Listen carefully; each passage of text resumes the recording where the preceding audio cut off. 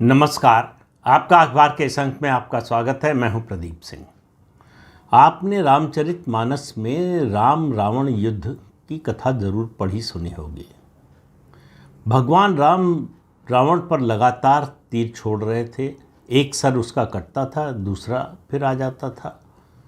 तब विभीषण ने उनको बताया कि इस तरह से नहीं मरेगा रावण।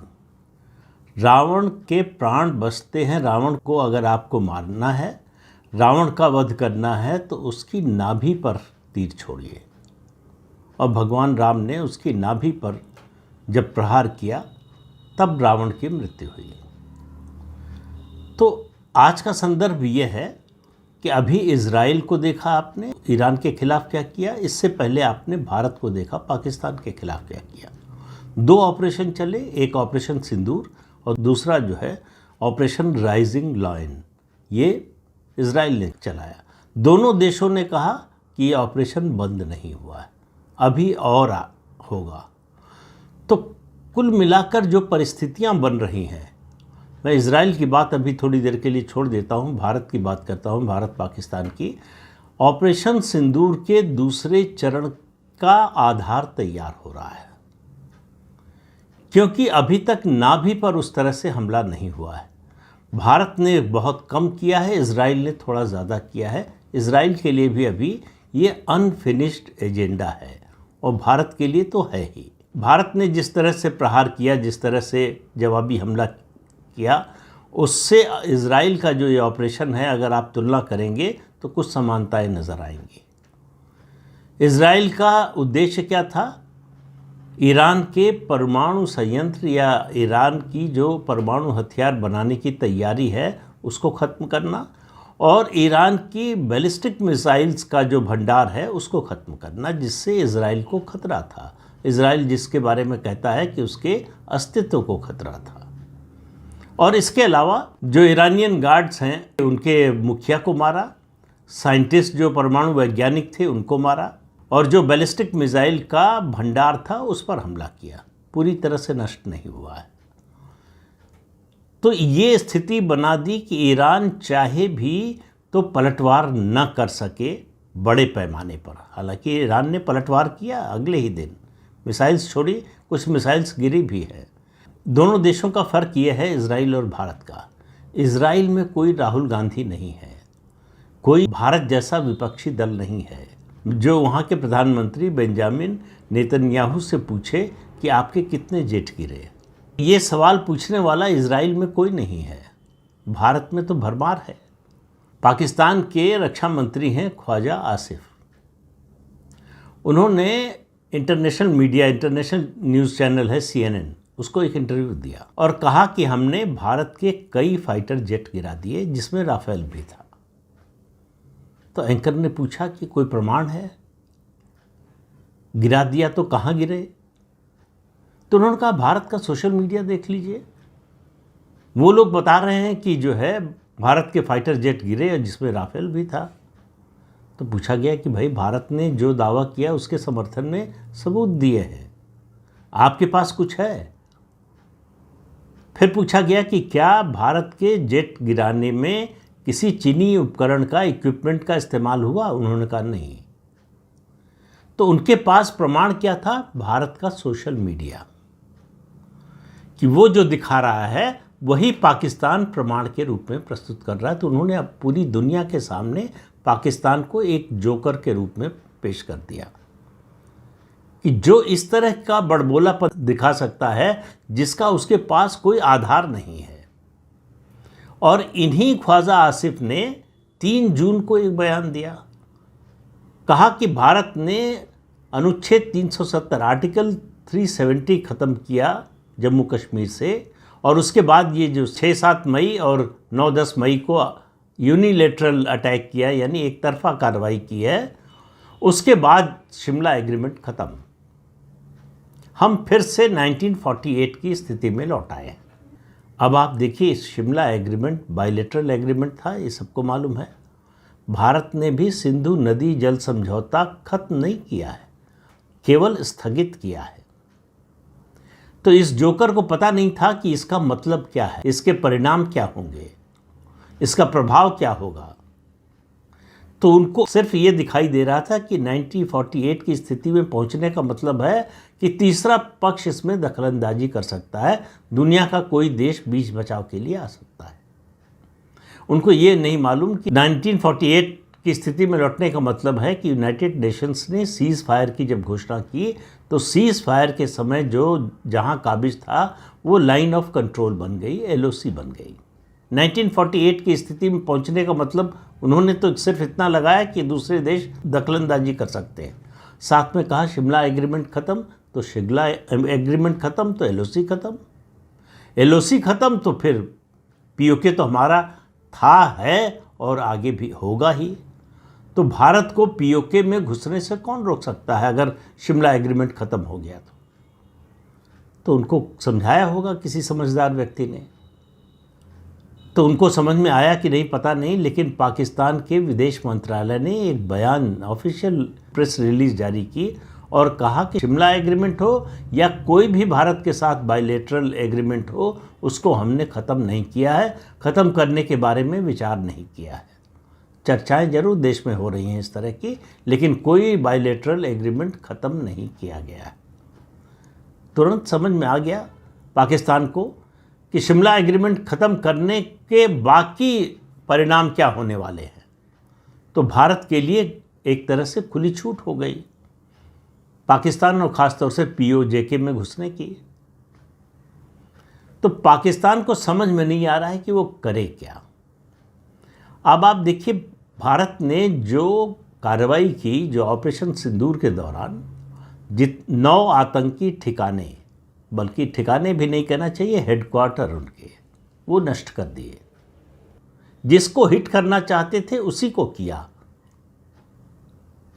आसपास की किसी जगह को कोई नुकसान नहीं पहुंचाया, किसी सिविलियन को नुकसान नहीं पहुंचाया। फिर 9 और 10 मई की सुबह जो स्ट्राइक की, उसमें पाकिस्तान के पूरे एयर डिफेंस सिस्टम को ख़त्म कर दिया। तो पाकिस्तान के एयर डिफेंस सिस्टम को ख़त्म किया, लेकिन इतना ख़त्म किया कि वो रिटेलिएट करने की हालत में नहीं बचा। इजराइल ने जो अटैक किया उसने भी air defence system, ballistic missile और जो न्यूक्लियर प्रोग्राम था ईरान का, उसको ख़त्म किया, लेकिन ईरान में रिटेलिएट करने की ईरान की ताकत बची हुई है। इसीलिए इजराइल के प्रधानमंत्री नेतन्याहू कह रहे हैं कि अभी और होने वाला है, ये ख़त्म नहीं हुआ है सिलसिला, ये अटैक, ये हमारा ऑपरेशन अभी जारी रहेगा। भारत ने रोक लिया। आप देखिए 9-10 मई की सुबह जब भारत ने ऑपरेशन सिंदूर के तहत ये ऑपरेशन किया, उसके बाद से पाकिस्तान की ओर से कोई अटैक करने की या जवाबी कार्रवाई करने की हिम्मत नहीं हुई। पाकिस्तान का जो एयर डिफेंस सिस्टम है उसको ठीक होने में कितने साल लगेंगे पता नहीं है, लेकिन बहुत बड़ा नुकसान पहुंचा है, ये पूरी दुनिया मान रही है। तो भारत ने नाभि के पास हमला किया है, इजराइल ने भी नाभि के पास ही हमला किया है, लेकिन भारत की तुलना में थोड़ा दूर है। वो इसलिए कह रहा हूँ मैं केवल एक आधार पर कि ईरान में रिटेलिएट करने की ताकत अभी बनी हुई है, पाकिस्तान में नहीं है। लेकिन पाकिस्तान चुप बैठेगा ऐसा नहीं है, उसने अपना रक्षा बजट बढ़ा दिया है, वो चीन से और हथियार खरीद रहा है और सुन रहे हैं कि अब जर्मनी से एयर डिफेंस सिस्टम आने वाला है, वो खरीद रहा है। जर्मनी का एयर डिफेंस सिस्टम आएगा तो उसकी भी परीक्षा हो जाएगी अगर भारत पाकिस्तान के बीच में ऑपरेशन सिंदूर का दूसरा चरण होता है, जो मुझे लगता है कि कभी भी हो सकता है। कभी भी से मेरा मतलब ये नहीं कि आज 2 दिन 3 दिन 4 दिन में होने जा रहा है, लेकिन ये दूसरा चरण होगा ज़रूर, इसको आप मान कर चलिए, क्योंकि पाकिस्तान मानने वाला नहीं है। और पाकिस्तान, फिर कह रहा हूँ, कई बार कह चुका हूँ कि पाकिस्तान मानना भी चाहे तो चीन और अमेरिका मानने नहीं देंगे। तो ऑपरेशन सिंदूर का दूसरा चरण जब शुरू होगा, आप देखिए भारत को समय मिल गया है कि उस दौरान क्या चूक हुई थी, कहाँ कमी थी, उस सब को ठीक करने का। अपने पूरे इक्विपमेंट को टेस्ट कर लिया भारत ने कि युद्ध के समय में उसकी उपयोगिता, उसकी मारक क्षमता और उसका प्रभाव कितना है। जो भी कमी थी उसको ठीक करने का प्रयास हो रहा है, ठीक किया जा रहा है। पाकिस्तान की एयर डिफेंस सिस्टम की ये ताकत अब नहीं है कि भारत पर हमला कर सके। और थल सेना के मामले में तो पाकिस्तान पहले ही भारत से जो है बहुत पीछे था, और हमारी जो नौसेना है उसका पाकिस्तान की नौसेना से तो कोई मुकाबला ही नहीं है। पाकिस्तान की नौसेना को कुछ घंटों में ही तबाह करने की ताकत इंडियन नेवी रखती है। तो इजराइल ने ये जो शुरू किया है ऑपरेशन राइजिंग लायन, इसने भी ऑपरेशन सिंदूर के दूसरे चरण की आधारभूमि तैयार करने में मदद की है। पूरी दुनिया देख रही है। आप देखिए कि कोई ओआईसी की जो ऑर्गेनाइजेशन ऑफ इस्लामिक कंट्रीज़ है, उनकी कोई बैठक नहीं हुई है कि ईरान पर इजराइल ने हमला कर दिया। किसी देश ने बहुत खुलकर ईरान का समर्थन नहीं किया है। तो इजराइल के लिए ईरान की जो नाभि है वो उसका परमाणु हथियार बनाने का या परमाणु फैसिलिटीज़ जो है वो है, उसके अलावा बैलिस्टिक मिसाइल का जो उसका भंडार है, और उसके अलावा उसका ईरान का जो सर्वोच्च नेता है, धार्मिक नेता खमेनी। ये तीन हैं निशाने जो मिलकर एक नाभि बनते हैं ईरान की। भले ही ईरान क्लेम करे कि वो डेमोक्रेटिक कंट्री है, उसके यहाँ चुनाव होता है, राष्ट्रपति चुना जाता है, लेकिन राष्ट्रपति के पास कोई अधिकार नहीं है। सेना का अध्यक्ष कौन होगा ये तय करता है खमेनी। मंत्रिमंडल में कौन होगा ये तय करता है खमेनी और उसके साथी। इसके अलावा सेना कब क्या कदम उठाएगी ये भी वो तय करते हैं। तो सब कुछ तय करने का अधिकार खमेनी के पास है, ईरान के राष्ट्रपति के पास नहीं है। तो ये केवल कहने के लिए डेमोक्रेसी है, दरअसल ये ऑटोक्रेसी है। और ये इस्लामी देशों का नेता बनने, उनकी लीडरशिप हासिल करने के लिए सब कुछ ईरान कर रहा है। आपको मालूम है ईरान शिया संप्रदाय का देश है। वहाँ हमेशा से शिया जो है बहुमत में रहे। बहुमत क्या, लगभग पूरी तरह से शिया ही है और अब भी है। तो ये लड़ाई एक और चल रही है पैरेलल, शिया और सुन्नी संप्रदाय के बीच में। मुसलमानों के दो बड़े संप्रदाय हैं। सुन्नी संप्रदाय का नेतृत्व सऊदी अरब करता है, शिया संप्रदाय का नेतृत्व ईरान करता है। तो उनके अपने झगड़े हैं। लेकिन इजराइल ने, आप देखिए, ये कार्रवाई करने से पहले तैयारी कितनी बड़ी की। उन्होंने ईरान के जो प्रॉक्सीज थे, ईरान के आसपास जो देश हैं जो उसकी मदद करते थे, उसके लिए काम करते थे, हिजबुल्लाह को मारा, हमास को मारा, हूती को मारा।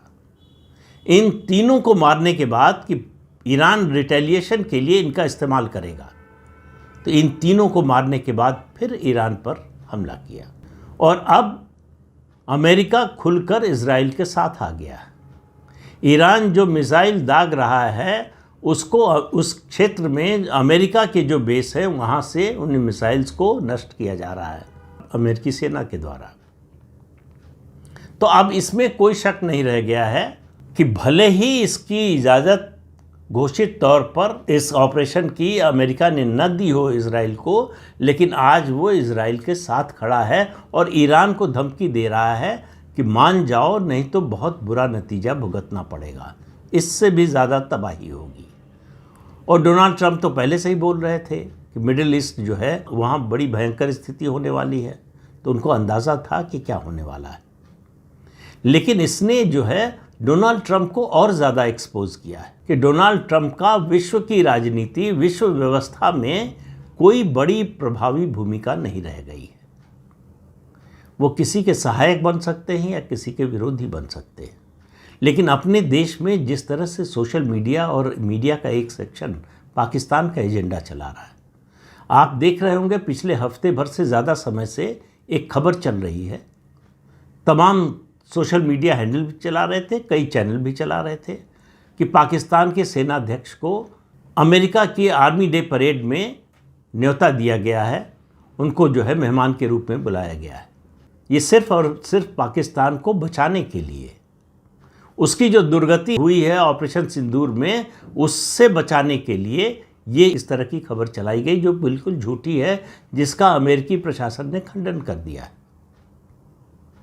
तो आप सोचिए कि भारत केवल पाकिस्तान से नहीं लड़ रहा है और भविष्य में उसको चीन से ही नहीं लड़ना पड़ेगा। फिर कह रहा हूँ, जनरल रावत की बात याद रखिए, 2.5 फ्रंट वॉर की। ये जो आधा फ्रंट अंदर वाला है, ये मैं तो शुरू से कहता हूँ कि ये ज़्यादा खतरनाक है।